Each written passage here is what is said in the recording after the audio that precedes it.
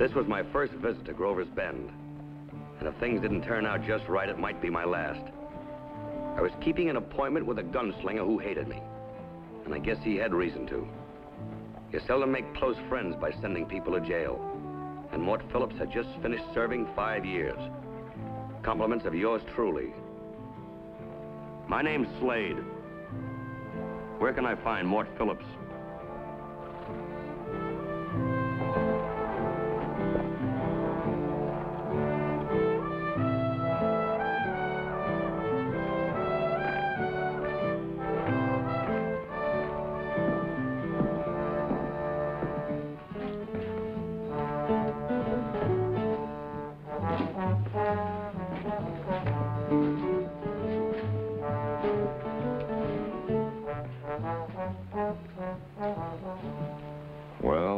Slade. It's been a long time. Over 5 years. For me, it's been a lifetime. My life ended in that prison. They might just as well have buried me as to let me out again. Considering how many notches you had on your gun, Mort, I'd say you got off easy. Gunfighting was my business. It was all I ever knew. And now you figure you're going to start all over again. Right where you left off, huh? With me. I figured you'd come when you got the word. I outshot you once before, Mort. Now, what makes you think I can't do it again? Not this time you won't. Don't think because you got a gun under that table that you've got any advantage. I've got another kind of advantage, Slade. They took it off in prison. Blood poisoning from a shotgun wound. My right hand. That's too bad. Yeah. That's too bad. But don't think because I'm not carrying a gun, you aren't going to be just as dead. Billy. Meet Billy Rigg, my new right hand, and a faster, better man with a gun than I ever was. Now you think you're going to have this boy do your shootout for you, huh? You get the idea. Well, I'm sorry, Mort. I'm just not in the habit of killing children. You've got no choice, Slade. But not with that shotgun. We've got a real gun for you. All cleaned and oiled. Blake? Go on. Put it on. You know, it's a funny thing, Slade. Watching Billy shoot, I get the notion that the ghost of my own hand had got into him. Working the fingers, snapping up the wrist. Now, just why are you willing to do this, boy? Because Mort Phillips is my friend. Because I think you got it coming.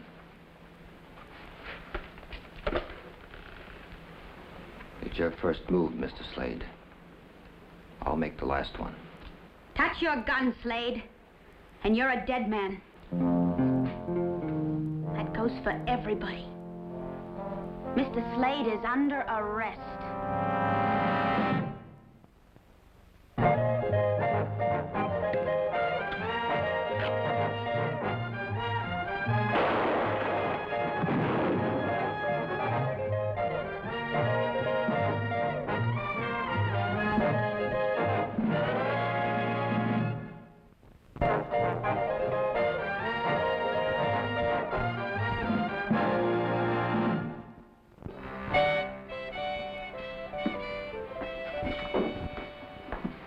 You're not the law here, Lydia. Well, I'm not just wearing this badge to see the light bounce off it. And I'm not carrying this Winchester to keep my arms from getting short. Drop that gun, Belton. Start walking, mister. Yes, ma'am. I don't know why I'm under arrest, but it certainly is a welcome change. Leave it alone. I'll bring it. In case you're interested, the Citizens Committee voted last night to have you and your hoodlum gang run out of town. It's going to take a lot more than votes to do that. There's not one fighting man in the whole bunch. Maybe that's been changed.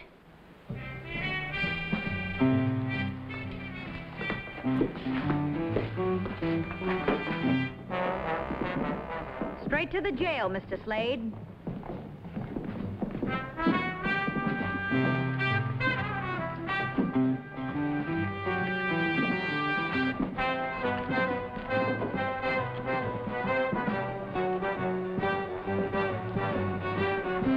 Daddy, this is Mr. Slade. My father, Marshal Prescott. How do you do, sir? Daddy got a bullet in the leg trying to interfere with Mort Phillips. Was that when he made you a deputy? Don't blame that on me. She pinned that badge on herself. It was partly a bluff, but we knew that Mort Phillips would have Billy Rigg gun you down. And we needed you.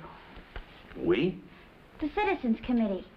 We had to organize to try and stop Mort Phillips and his gang. It's still a vigilante movement and outside the law. So's Mort Phillips outside the law. We're only fighting fire with fire.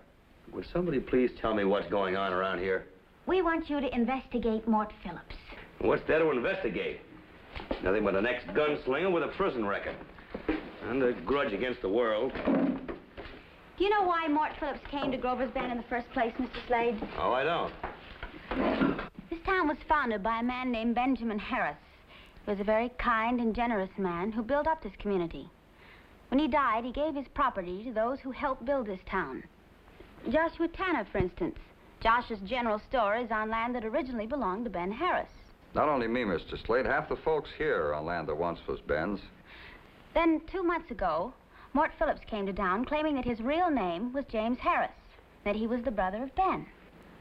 Did he have any proof? Some old letters, correspondence between Ben Harris and his brother, dated many years prior to Ben's death. Phillips claims them letters give him title to the property. That sounds like a decision for a court to make. Mort Phillips won't wait for a court decision. He says he knows he's within his rights in taking over the property. With the help of a gang and a gunslinger, huh? Exactly. That sounds to me like Mort Phillips is afraid that the courts won't see things his way. Mr. Slade, when we heard that you were on your way here, the committee voted funds. 500 now and 500 after the job is done. But what happens if Mort Phillips turns out to really be Jim Harris? We're willing to take that chance. I'm willing to take the job. You may not be here to collect the other 5, Mr. Slade. What about Billy Rigg? I'll take care of Billy Rigg. Without a gun.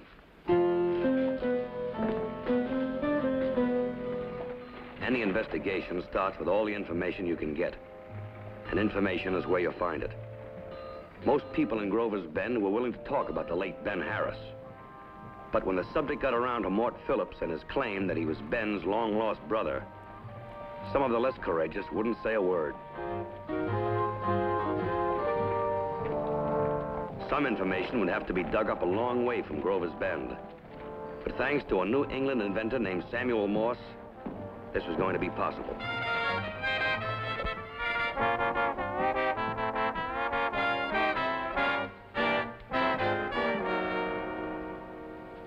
Billy.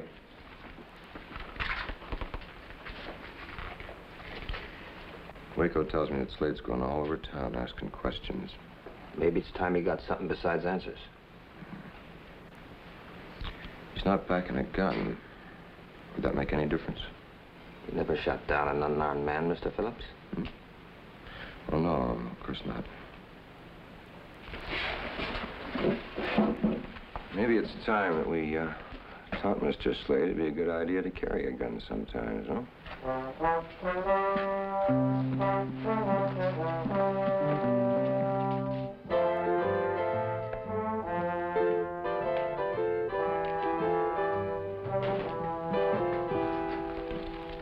Mr. Slade. I want to thank you for your part in helping arrest me this morning. The credit all goes to Lydia Prescott for that. Sit down. Thanks. Now, there's a woman who would make a great newspaper man. What can I do for you, Mr. Slade? I wonder if you could tell me, who knew Ben Harris's brother James? Nobody. You mean he never existed? No, I don't mean that, Mr. Slade. When Ben Harris settled here, his brother James was in the East somewhere. I knew Ben had a brother. He had me witness a legal document once. It had to do with the sale of some property in St. Louis, and James's signature was on it. I got the impression at the time that James was a sort of a black sheep of the family. Are there any examples of James Harris's signature available now? Oh, yes, I was executor of the Harris estate. And there's several letters from James Harris among Ben's effects. Has any attempt been made to compare them with samples of Mort Phillips' handwriting? What handwriting? Mr. Phillips has conveniently traded his right hand for a hook. Yes. Well, thanks very much for your help, sir. Oh, by the way, is there any chance of my seeing copies of the James Harris's letters? Well, they're in the safety deposit box at the bank. Be glad to show them to you anytime.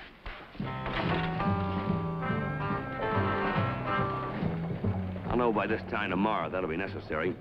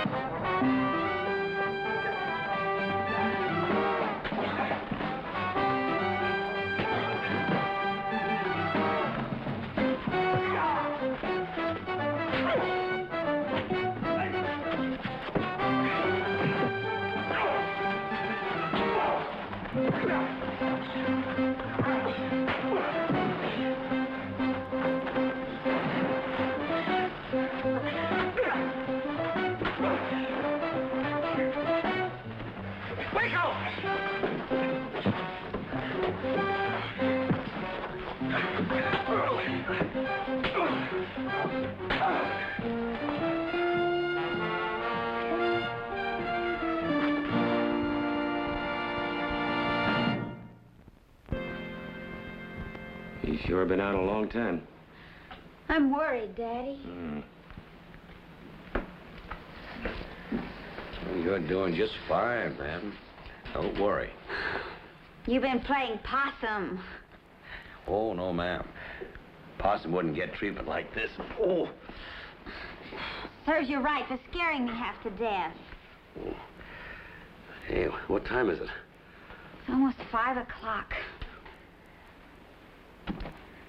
Mr. Slade, we have no right to ask you to get mixed up in all of this.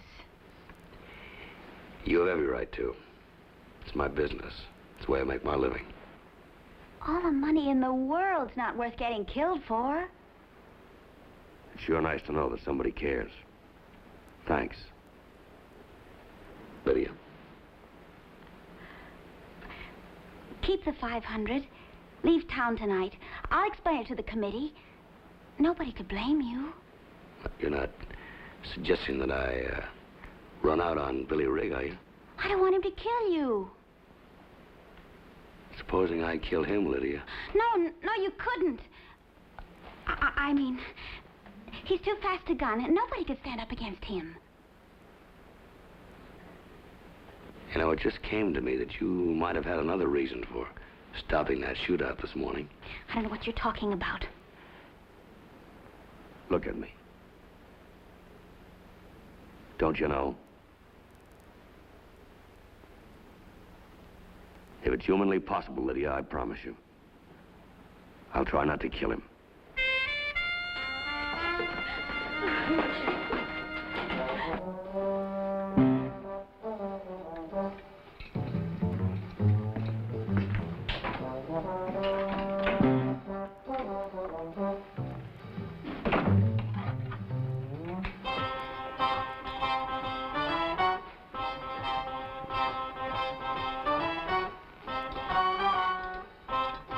Put your hands up, Billy boy, and don't turn around.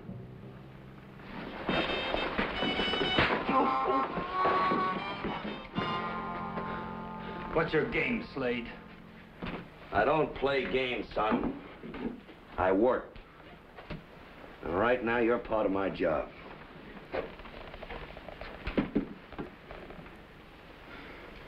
Well, nice balance here. And what do you know? No notches. What's the matter, boy? Haven't you been earning your keep? Or hasn't Mort Phillips asked you to gun down anybody else but me yet? get to the point. What do you want? All right. How long have you known Mort? 1, 5, 10 years? I've known him long before you framed him for that holdup and got him sent to jail. But you were scared of him, Slade. That's why you ruined his hand. He must have been just a kid then. I can see how a gunslinger like Mort Phillips could make quite an impression on a kid. He saved my life. That's what I've heard. Maybe that don't mean anything to you, Slade. But Mort Phillips gunned down a wild, drunken bullwhacker who was beating me to a pulp with his whip. Yes, and I can see how you could be very grateful for that. But tell me something. Was killing that wild, drunken bullwhacker the only way you could have stopped him? No use running Mort Phillips down, Slade. I know him, and I know you. Now listen. Supposing I can prove to you that Mort Phillips is a phony. A yellow-bellied coward that hasn't got the nerve to shoot an old lady, even in the back. You're the one who's lost his nerve, Slade. You're crawling to get out of a gunfight you got no stomach for. You're right about that last part. I sure got no stomach for it. But listen, do you really believe that Lydia Prescott and the good citizens of this town are trying to cheat Mort Phillips out of something that belongs to him? Of course they are. This whole town practically stole that property from Mort's brother. Now, supposing I can prove to you that the real Jim Harris died 6 years ago with one of Mort's bullets in him. Mort wouldn't lie to me. If he says he's Jim Harris, that's good enough for me. You're in for some shocks and surprises, Billy boy. Shocks and surprises. Incidentally, does Mort know you're seeing Lydia Prescott on the sly? Did she tell you that? Not in so many words. Watch out for her, Billy. A woman like that can take the teeth out of a gunfighter. Any of them. Here. Don't use that unless you've thought about it for a long time.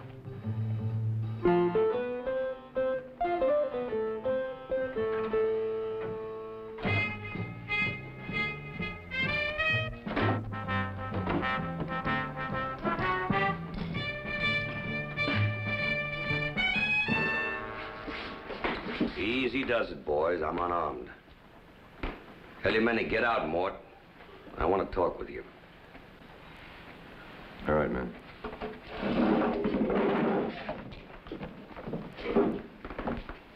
What makes you so sure you're not asking for another beating? No, Mort. Only as a last resort. I got you figured out. So? So seeing Billy Rigg gun me down means more to you than all the loot you could take out of Grover's Bend? Next best thing to killing you myself. That's why I don't think you're going to have one of your muscle-brained men shoot me when I'm not looking. You shoot it out with Billy Rigg, I don't think you won't catch a bullet in the back. Might not be as much fun, but you'll be dead just the same. You know, I'm going to blow the whistle on all your phony claims to this town, Mort. I'm not worried. Jim Harris was killed in a train holdup. Among his personal effects was a case containing some legal documents and some correspondence. Oh, you found out quite a lot already, haven't you? That's right. And by tomorrow afternoon, I hope to find out whether or not you were among the gang that held up that train. By tomorrow afternoon, you'll be dead. One way or another. I'll up the ante, Mort. Let's make it 12 noon. Now, you tell Billy Rigg I'll be waiting for him outside that telegraph office. And tell him this time I won't let anything interfere. I'll tell him.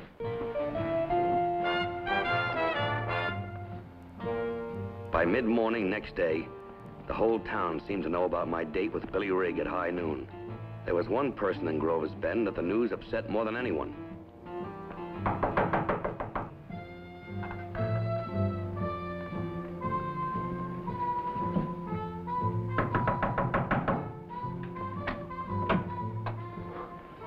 Lydia. Is it true? Lydia, it's gonna be all right. I can't lose. You can't lose. What happens to you after you've killed Slade? You mustn't go through with it, Billy. I have to. You don't understand. It's a point of honor. I owe this to Mort Phillips. You owe him nothing. What about yourself? Us? It won't change anything. Why does it have to? Because you'll have killed a man.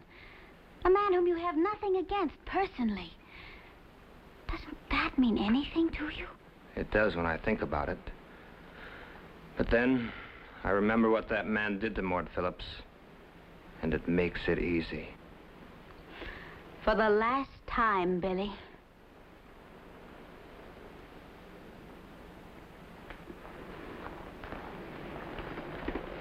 I'm sorry, Lydia.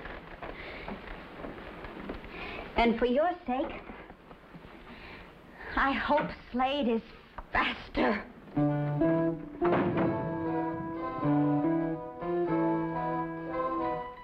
By 10 minutes to 12, Grover's Bend was beginning to feel like a bomb about to explode. Word must have even reached out of town. For about an hour, riders from the outlying ranches were beginning to show up. If I'd gone to the telegraph office once that morning, I'd been there a dozen times. But the one bit of information I was counting on to blow this thing wide open had still not arrived. Slade!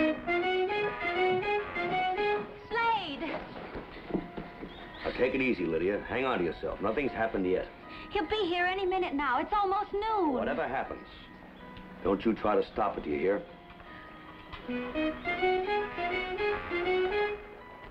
At 1 minute before 12, Mort Phillips came out to see the show. He wanted to make sure he had a grandstand seat. Seconds later, Billy Rigg walked out of the hotel into the middle of the street. Billy had it so firmly entrenched in his mind that he was Mort Phillips' right hand and duty-bound to settle a score for Phillips, that nothing short of a miracle would stop him now.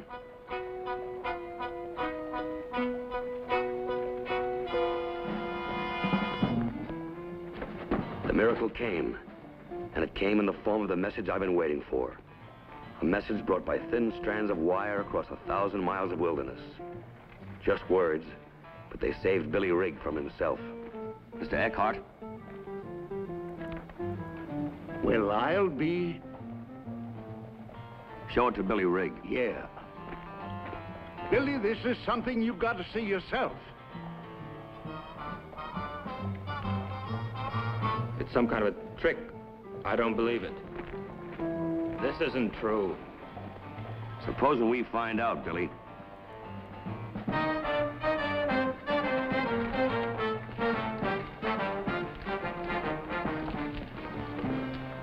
Mr. Phillips, Slade's had some kind of message sent to him.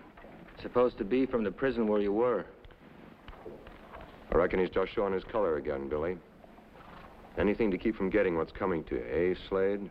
It says you never had any operation while you were in prison. That when you left there, you had both hands. Both of them, huh? What do you call this, Slade? Does that look like a hand to you? It looks like a hook strapped over a hand to me, Mort. Just what I thought. He only had one practical reason for this hook, Billy. It kept him from having to duplicate Jim Harris's handwriting, but he had another reason, a real one. When Mort Phillips left prison, he had all the cynical hatred of a killer. But he just lost his nerve.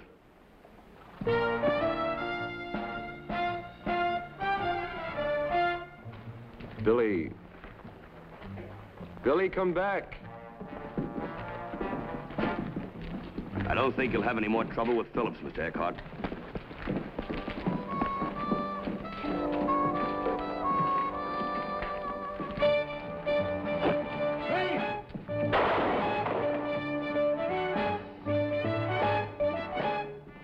I guess you won't have to pretend anymore, Phillips.